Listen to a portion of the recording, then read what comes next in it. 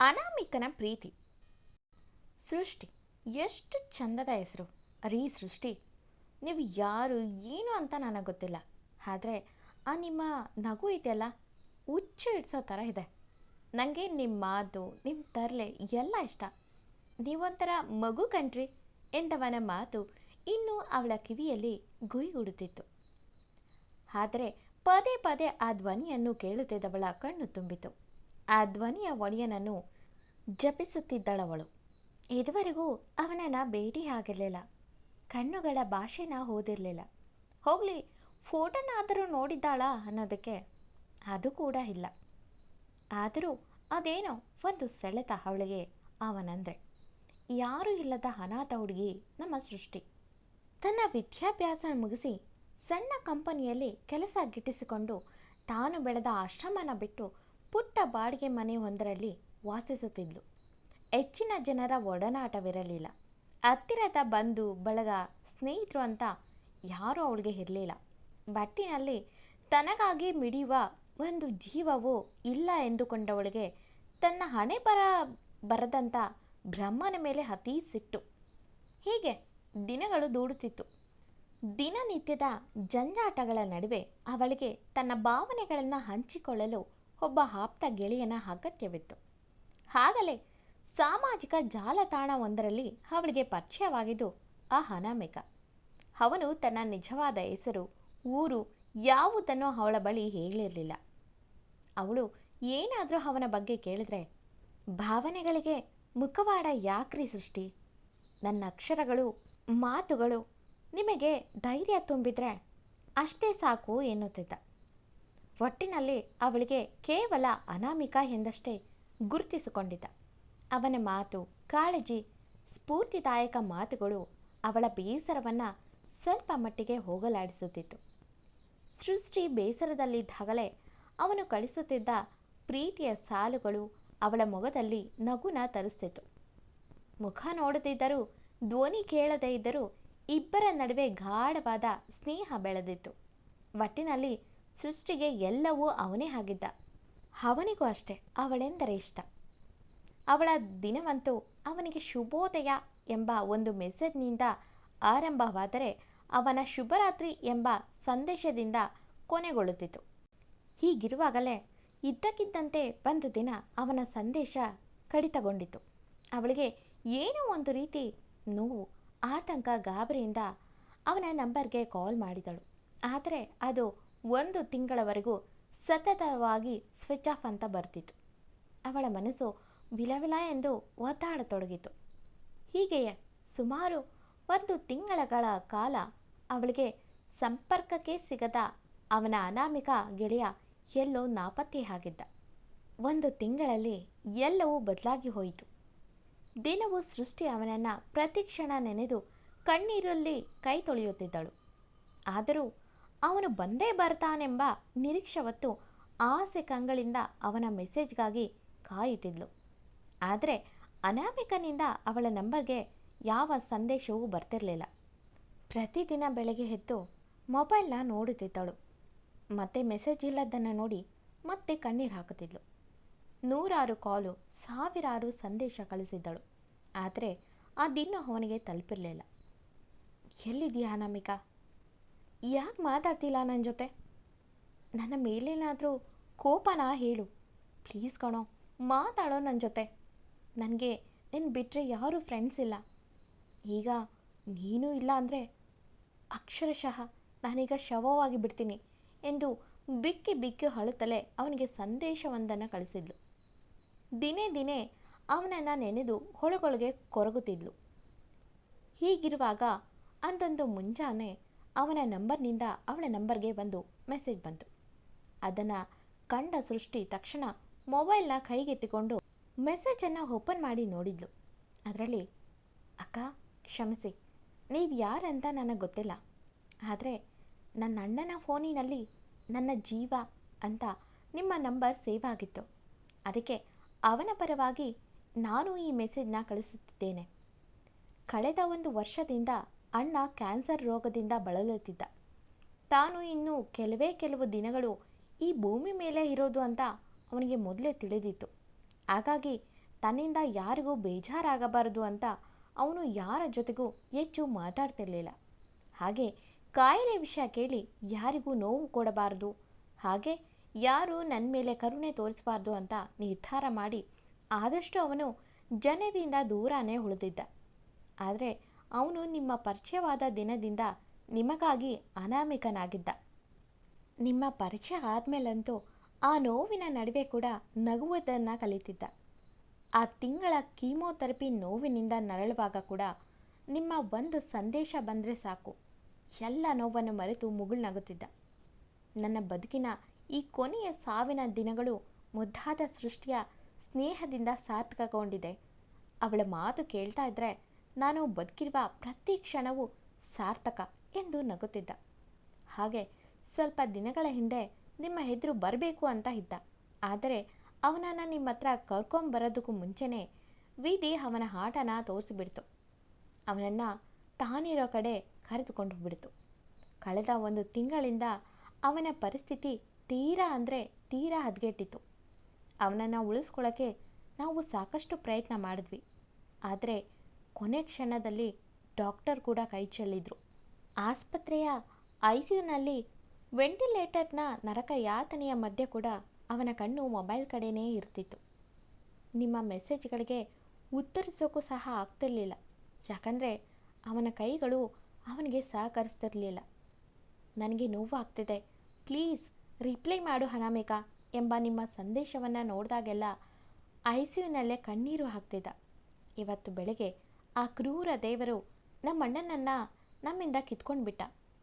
ಅವನು ಕೊನೆಯುಸಿರು ಎಳೆಯುವ ಮುನ್ನ ಕಷ್ಟಪಟ್ಟು ಆಕ್ಸಿಜನ್ ಮಾಸ್ಕ್ ತೆಗೆದು ನನಗೆ ಹೇಳಿದ್ದು ಒಂದೇ ಮಾತು, ಅಮ್ಮು ಪ್ಲೀಸ್ ಕಣೋ, ಸೃಷ್ಟಿಗೆ ಮೆಸೇಜ್ ಮಾಡು. ನನ್ನ ಮೌನ ಅವಳಿಗೆ ತುಂಬ ನೋವು ಕೊಡ್ತಿದೆ. ನಾನು ಸ್ವಾರ್ಥಿ, ಅವಳಿಗೆ ಅಸಾಧ್ಯ ನೋವು ಕೊಟ್ಟು ಈ ಭೂಮಿಗೆ ವಿದಾಯ ಹೇಳಿ ಹೊರಟು ಹೋದೆ ಅಂತ ಹೇಳು. ಸಾಧ್ಯ ಆದರೆ ನನ್ನನ್ನು ಕ್ಷಮಿಸೋ ಕೇಳು ಅಂದ. ಈಗ ನಮ್ಮಣ್ಣ ಈ ಭೂಮಿ ಮೇಲೆ ಇಲ್ಲ ಅಕ್ಕ, ಆದರೆ ಅವನು ಸಾಯೋ ಕೊನೆ ಗಳಿಗೆಯಲ್ಲೂ ನಿಮ್ಮನ್ನೇ ನೆನಪಿಸ್ಕೊಂಡ. ಐ ಆಮ್ ರಿಯಲಿ ಸಾರಿ ಸೃಷ್ಟಿಮಾ, ದಯವಿಟ್ಟು ಈ ಪಾಪಿನ ಕ್ಷಮಿಸ್ಬಿಡು ಎಂದು ಪದೇ ಪದೇ ಹೇಳ್ತಾನೆ ಇದ್ದ. ಅವನು ನಿಮಗಾಗಿ ಕಳಿಸಿದ ಕೊನೆಯ ಉಡುಗೊರೆ ಇದು ಎಂಬಲ್ಲಿಗೆ ಆ ವಾಯ್ಸ್ ನೋಟ್ ಮುಗಿದಿತ್ತು. ಅದನ್ನು ಕೇಳಿದ ಸೃಷ್ಟಿಯ ಕೈಯಿಂದ ಫೋನ್ ಜಾರಿ ನೆಲಕ್ಕೆ ಬಿತ್ತು. ತಲೆ ತಿರುಗಿದಂತಾಯಿತು. ಅವಳ ಎದೆಯಿಂದ ತಡೆಯಲಾಗದ ಆಕ್ರಂದನ ಹೊರಹೊಮ್ಮಿತು.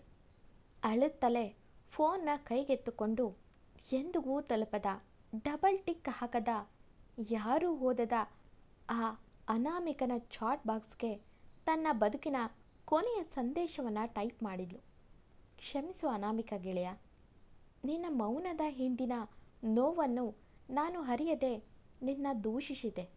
ಇನ್ಮುಂದೆ ನಿನ್ನ ಮೌನ ನನಗೆ ನೋವು ಕೊಡುವುದಿಲ್ಲ. ಬದಲಾಗಿ ನೀನು ಕೊಟ್ಟ ನೆನಪುಗಳು ನನ್ನನ್ನು ನಾನು ಸಾಯುವವರೆಗೂ ಜೀವಂತವಾಗಿ ಬದುಕಿಸುತ್ತೆ ಎಂದು, ಸಾಯುವವರೆಗೂ ಎಂದು ಮನದಲ್ಲೇ ನುಡಿದುಕೊಂಡವಳ ಮೊಬೈಲ್ ಅವಳ ಕೈಯಿಂದ ಜಾರಿ ಮತ್ತೆ ನೆಲ ಸೇರಿತು. ಹೀಗೆ ಕಣ್ಣೀರಲ್ಲೇ ಸೃಷ್ಟಿಯ ಜೀವನ ಸಾಗಿತ್ತು. ಆದರೆ ಆ ಘಟನೆ ನಡೆದ 6 ತಿಂಗಳ ನಂತರ ಒಂದು ಪವಾಡನೆ ನಡೆದು ಹೋಯಿತು. ಒಂದು ದಿನ ಸೃಷ್ಟಿ ಎಂದಿನಂತೆ ತನ್ನದೇ ಶೂನ್ಯ ಲೋಕದಲ್ಲಿ ಮುಳುಗಿ ರಸ್ತೆಯಲ್ಲಿ ನಡೆದು ಹೋಗುತ್ತಿದ್ಲು. ಆಗ ಹಠಾತ್ತನೆ ಅವಳ ಎದುರು ಒಬ್ಬ ಸುಂದರ ಹುಡುಗ ಬಂದು ನಿಂತ. ಅವಳ ಹಾದಿಗೆ ಅಡ್ಡಲಾಗಿ ನಿಂತ ಆ ಹುಡುಗನ ಕೈಯಲ್ಲೊಂದು ಸುಂದರವಾದ ಹೂಗುಚ್ಛ ಹಿಡಿದು ಅದೇ ಹಳೆಯ ಪರಿಚಿತ ಧ್ವನಿಯಲ್ಲಿ ತುಂಡತನದಿಂದ ನಗುತ್ತಾ, ಏನ್ರಿ ಸೃಷ್ಟಿ, ಹೀಗೆ ನಗೋತಾನೆ ಮರೆತುಬಿಟ್ರೆ ನನ್ನ ಜೀವ ನಿಲ್ಲಲ್ಲ ಕಣ್ರಿ, ನಿಮಗೆ ಆ ಮುದ್ದಾದ ನಗುನೇ ಚಂದ ಎಂದ ನಗುತ್ತಾ. ಅವನ ಮಾತುಗಳ ದಾಟಿಯನ್ನು ಕೇಳಿ ಸೃಷ್ಟಿ ಬೆಚ್ಚಿ ಬಿದ್ಲು. ಎದೆಯ ಬಡಿತ ಜೋರಾಯಿತು. ತಕ್ಷಣ ತಲೆ ಎತ್ತಿ ಅವನ ಮುಖವನ್ನು ಆಶ್ಚರ್ಯದಿಂದ ನೋಡಿದ್ಲು.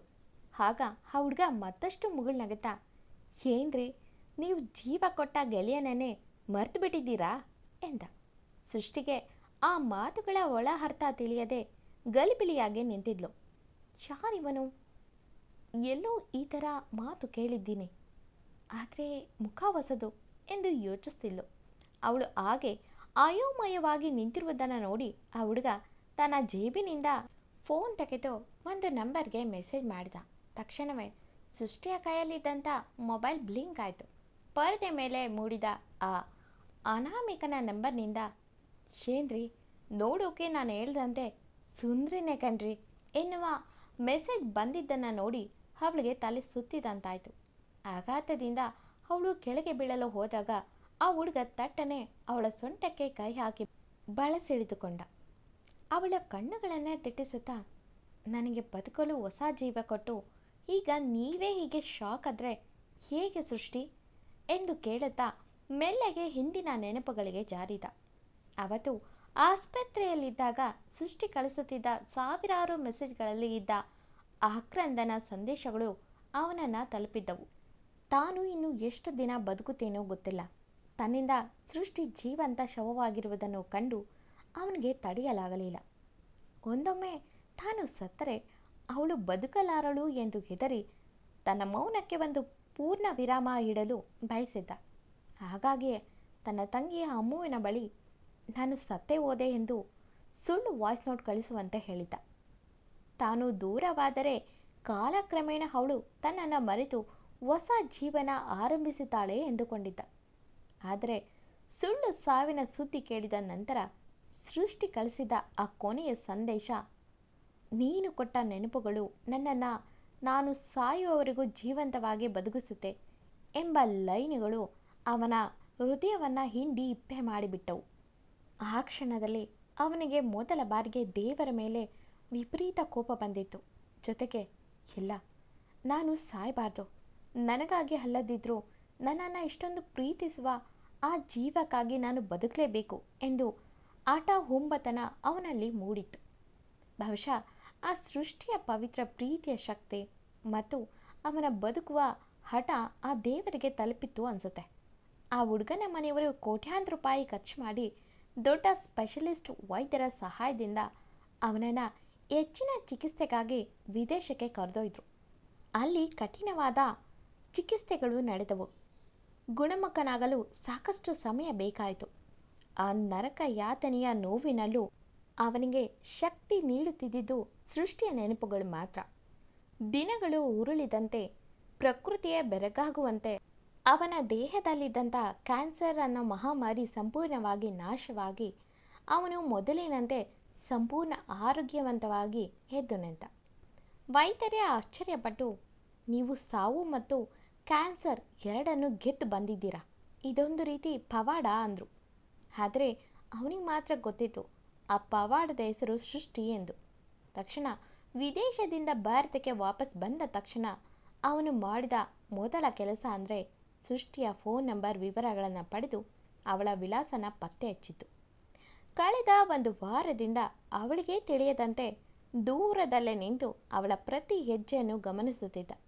ಅವಳ ಕಣ್ಣೀರನ್ನು, ತನ್ನ ಮೇಲಿರುವ ಅವಳ ಮರೆಯಲಾಗದ ಪ್ರೀತಿಯನ್ನು ಕಣ್ಣಾರೆ ಕಂಡು ಅವಳ ಬದುಕಿನಲ್ಲಿ ತಾನು ಇಂದಿಗೂ ಜೀವಂತವಾಗಿದ್ದೇನೆ ಎಂದು ಖಾತ್ರಿಯಾದ ಮೇಲೇನೆ ಅವಳ ಮುಂದೆ ಅವನು ಬಂದು ನಿಂತಿದ್ದ. ಹಳೆಯ ನೆನಪಿನಿಂದ ಹೊರಬಂದ ಹುಡುಗ ತುಂಟತನದಿಂದ ಕಣ್ಣು ಮಿಟುಕಿಸಿ, ರೀ ಏನ್ರಿ ಇದು, ನಾನು ನಿಮ್ಮೆದುರಿಗೆ ಬಂದರೆ ಖುಷಿ ಪಡೋದು ಬಿಟ್ಟು ದೆವ್ವ ನೋಡಿದವ್ರ ಥರ ಹೀಗೆ ಎದುರುತ್ತಿದ್ದೀರಲ್ಲ, ಪ್ಲೀಸ್ ಕಣ್ರಿ ಮಾತಾಡಿ ಎಂದ.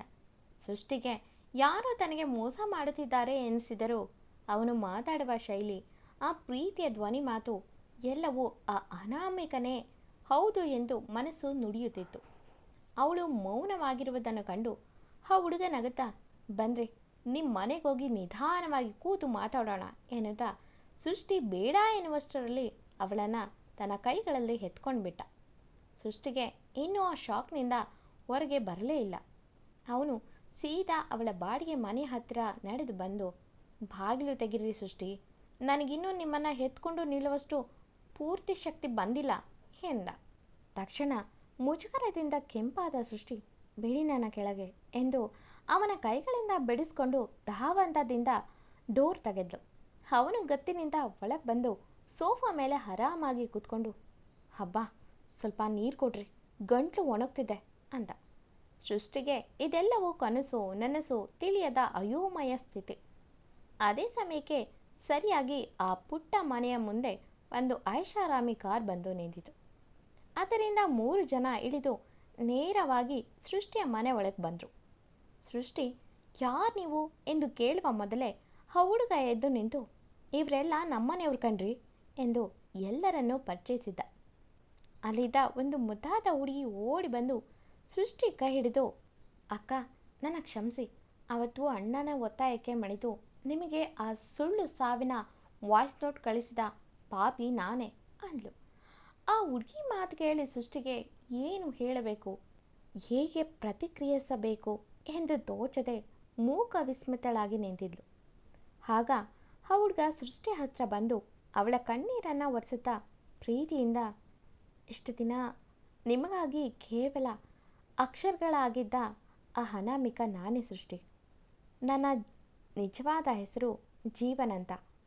ನಿಮ್ಮ ನಿಷ್ಕಲ್ಮಶ ಪ್ರೀತಿಯಿಂದಲೇ ಇವತ್ತು ಈ ಜೀವನ್ಗೆ ಹೊಸ ಜೀವ ಸಿಕ್ಕಿದೆ. ಈ ಜೀವಕ್ಕೆ ನಿಮ್ಮ ಜೊತೆ ಬಾಳುವ ಒಂದು ಸುಂದರ ಜೀವನ ಕೊಟ್ಬಿಡ್ರಿ. ತುಂಬ ಕಷ್ಟಪಟ್ಟಿದೆ ಈ ಜೀವ. ನಿಮ್ಮ ಜೊತೆ ಇನ್ನು ಜೀವನ ಪೂರ್ತಿ ಖುಷಿಯಾಗಿರುತ್ತೆ ಪ್ಲೀಸ್ ಎಂದು ಭಾವುಕನಾಗಿ ಬೇಡ್ಕೊಂಡ. ಆಗ ಅಲ್ಲೇ ಇದ್ದಂಥ ಜೀವನ್ ಮನೆಯವರು ಸೃಷ್ಟಿಯ ಬಳಿ ಬಂದು, ನಿನಗೆ ನೋವು ಆಗಬಾರ್ದು, ನೀನು ಧೃತಿಗೆಡಬಾರ್ದು ಅಂತಾನೆ ಅವನು ಆ ಸಮಯದಲ್ಲಿ ಹಾಗೆ ಸುಳ್ಳು ಹೇಳಿಸಿದ್ದಮ್ಮ. ಆದರೆ ನಿಮ್ಮಿಬ್ಬರ ಪ್ರೀತಿ ಸಾವನ್ನು ಗೆದ್ದು ತಂದಿದೆ ಎಂದು ಎಲ್ಲವನ್ನು ವಿವರವಾಗಿ ಹೇಳಿದರು. ಸೃಷ್ಟಿ ಅದನ್ನು ನಂಬಲಾರದ ಕಣ್ಣುಗಳಿಂದ ಜೀವನ್ ಬಳಿ ಬಂದು, ಇದೆಲ್ಲ ನಿಜನ ಅನಾಮಿಕ ಎಂದು ಕೇಳಿದ್ಲು. ಜೀವನ್ ಪ್ರೀತಿಯಿಂದ ತಲೆ ಆಡಿಸಿ ಎಂದ ಅಷ್ಟೆ. ಸೃಷ್ಟಿಯ ಎದೆಯಲ್ಲಿದ್ದಂಥ ಕಲ್ಲು ಕರಗಿ ನೀರಾಯಿತು. ಕಣ್ಣೀರು ಪ್ರವಾಹದಂತೆ ಹರಿಯಲಾರಂಭಿಸಿತು. ಅವಳು ಜೀವನೆದುರು ಮಂಡಿಯೂರಿ ಕೂತವಳು ಬಿಕ್ಕಿ ಬಿಕ್ಕಿ ಅಳತೊಡಗಿದಳು. ಜೀವನ್ಗೆ ಅವಳನ್ನು ಹಾಗೆ ನೋಡೋಕ್ಕೆ ಕಷ್ಟ ಆಯಿತು.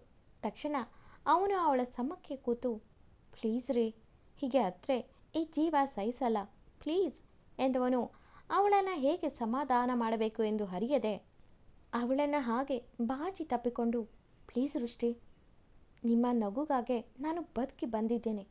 ಈಗಲೂ ನಿಮ್ಮ ಕಣ್ಣೀರು ನೋಡೋಕ್ಕೆ ನನಗೆ ಆಗ್ತಿಲ್ಲ ಎಂದ. ಸೃಷ್ಟಿ ಒಮ್ಮೆ ಅವನ ಮುಖ ನೋಡಿದ್ಲು. ಅವನು ಅವಳ ಕಣ್ಣೀರನ್ನು ಒರೆಸುತ್ತಾ ತಮಾಷೆಯಾಗಿ, ಪ್ಲೀಸ್ ಕಣ್ರಿ ಸೃಷ್ಟಿ, ಅದೆಷ್ಟು ಹೇಳ್ತೀರಾ?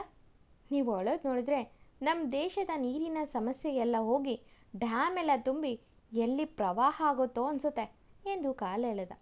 ಆದರೆ ಆ ತಮಾಷೆಯ ನಡುವೆಯಲ್ಲಿಯೂ ಅವನ ಕಣ್ಣುಗಳಲ್ಲಿ ಆನಂದ ಬಾಷ್ಪ ಉಕ್ಕುತ್ತಿತ್ತು. ಮನೆಯವರೆಲ್ಲ ಅವರಿಬ್ಬರ ಅಪೂರ್ಣ ಪ್ರೀತಿಯನ್ನು ಕಂಡು ಭಾವುಕರಾದರು. ಇಬ್ಬರು ಬೇಗ ಮದುವೆ ಆಗಿ ನಮಗೆ ನಿರಾಳ ಮಾಡ್ರಪ್ಪ ಎಂದು ಅರಸಿದ್ರು. ಆಗ ಜೀವನ್ ಸೃಷ್ಟಿಯ ಮಗುವನ್ನು ಬೊಗಸೆಯಲ್ಲಿ ಹಿಡಿದು, ಏನ್ರಿ, ಈಗಲಾದರೂ ನನ್ನ ಮದುವೆ ಆಗ್ತೀರಾ? ನನಗಂತೂ ನಿಮ್ಮ ಜೊತೆ ಇಡೀ ಜೀವನ ಪೂರ್ತಿ ಮಾತಾಡೋದು ಬಾಕಿ ಇದೆ ಎಂದ. ಸೃಷ್ಟಿ ನಾಚಿಕೆಯಿಂದ ತನ್ನ ಮುಖದಲ್ಲಿ ಒಂದು ಸುಂದರವಾದ ನಗು ಚೆಲ್ಲಿ ಸಮ್ಮತಿಯ ಸೂಚನೆಯಾಗಿ ಅವನ ಭುಜದ ಮೇಲೆ ಮೆಲ್ಲಗೆ ತಲೆ ಒರಗಿಸಿದ್ಲು. ಅವಳ ಕಣ್ಣೀರ ಲೋಕಕ್ಕೆ ಪ್ರೀತಿಯ ಬೆಳಕು ಮೂಡಿಸಿದ್ದ ಆ ದೇವರು. Thank you for watching.